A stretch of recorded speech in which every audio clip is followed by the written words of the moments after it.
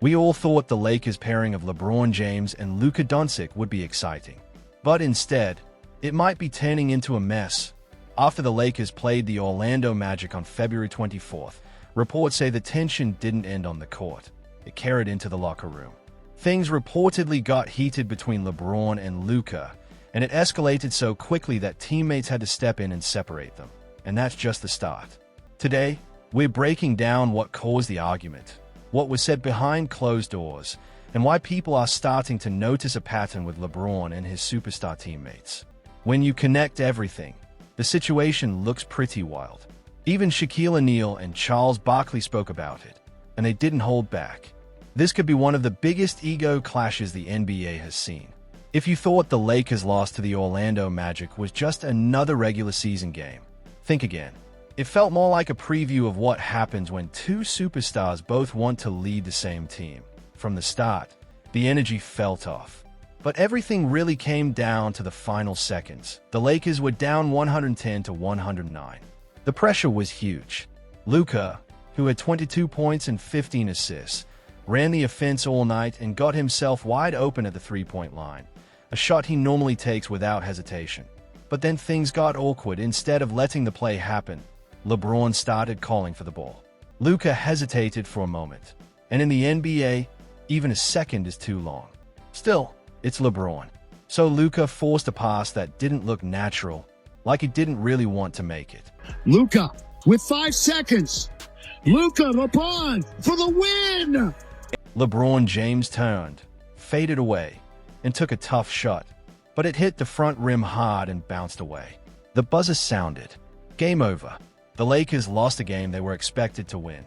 Right after that, LeBron walked off the court without saying anything to his teammates. But what really got people talking actually happened earlier, and a lot of fans missed it because everyone focused on that final shot earlier in the fourth quarter. The Lakers were down by 1 when LeBron went to the free throw line.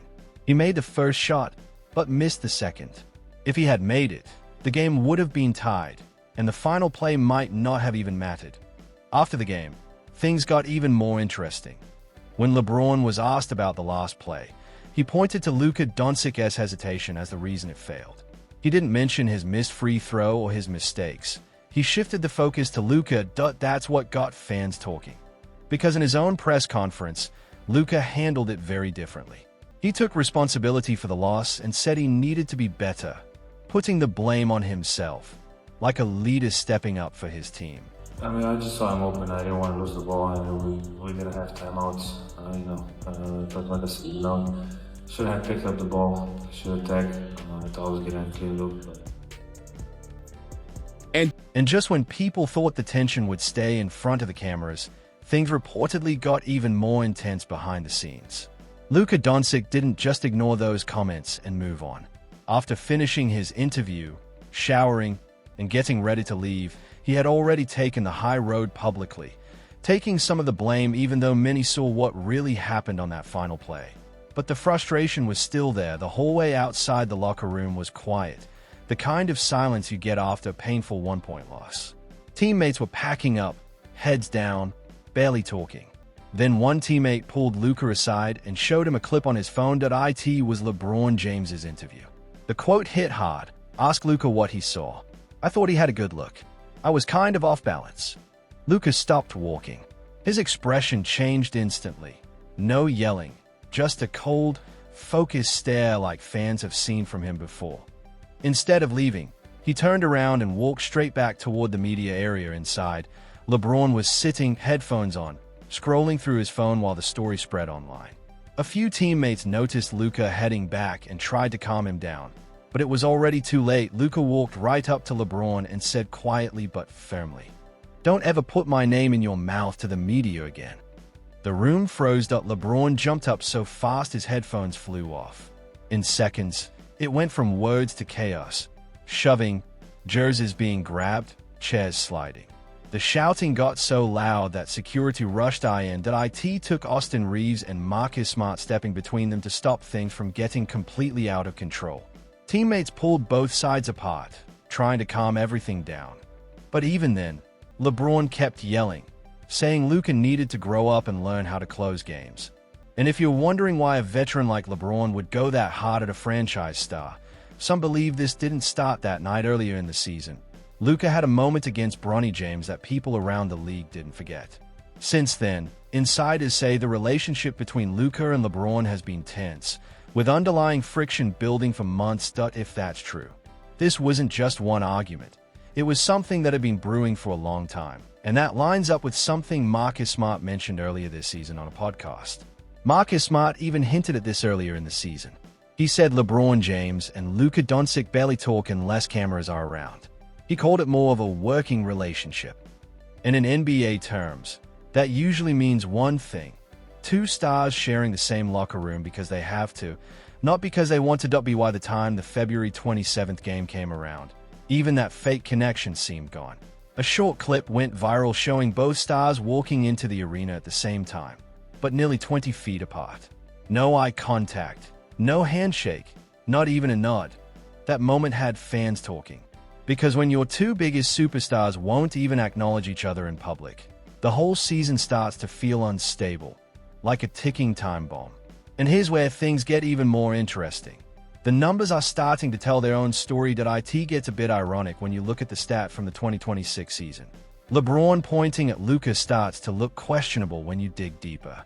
Analysts have always talked about the LeBron effect, but now some are joking about something else: the LeBron tax. Because statistically, when Luka and Austin Reeves are on the court without LeBron, the Lakers have a plus 11.9 rating. That's elite-level basketball. The ball moves faster, spacing improves, and Reeves actually gets real involvement in the offense, instead of just standing in the corner while everything slows down. When Austin Reeves and Luka Dončić play together, when it's just the two of them out there, the Lakers are an excellent team. When all three of them play out there, they're not. But the moment you add LeBron James into that lineup, everything changes. That strong plus 11.9 rating with Luka Dončić and Austin Reeves suddenly drops hard, all the way down to -2.5. That's a massive swing. It suggests the team goes from playing elite basketball to actually being outperformed. And that's why some analysts are starting to question the fit. Not just the chemistry, but how the system changes when LeBron is on the floor. Instead of smooth ball movement and spacing, the offense slows down and roles become less clay. I think this should be his last year here. Not in the NBA, just here. No, just here. Okay. You know, I really. You don't got to go home, but you got to go. That's a huge swing. And critics say the issue becomes obvious when you watch the spacing on the court. LeBron James is often in the paint, working in the same spots that Luka Dončić likes to control. That overlap clogs the offense and slows everything down. At the same time, Austin Reeves, who plays best with the ball in his hands, ends up stuck in the corner like just a spot-up shooter while LeBron controls the offense. And now, even some Lakers legends are starting to lose patience. Byron Scott, a three-time champion from the Showtime era, recently made strong comments. He basically said it might be time for LeBron to move on. There's one thing I'm sure of: this is his last year with the Lakers. He's not going to play with the Lakers next year. Think about that for a second, that a franchise icon like Byron Scott telling the team's leader, LeBron James, that it might be time to move on. That shocked a lot of fans. But some believe Scott is just saying what others around the league have been quietly thinking for a while.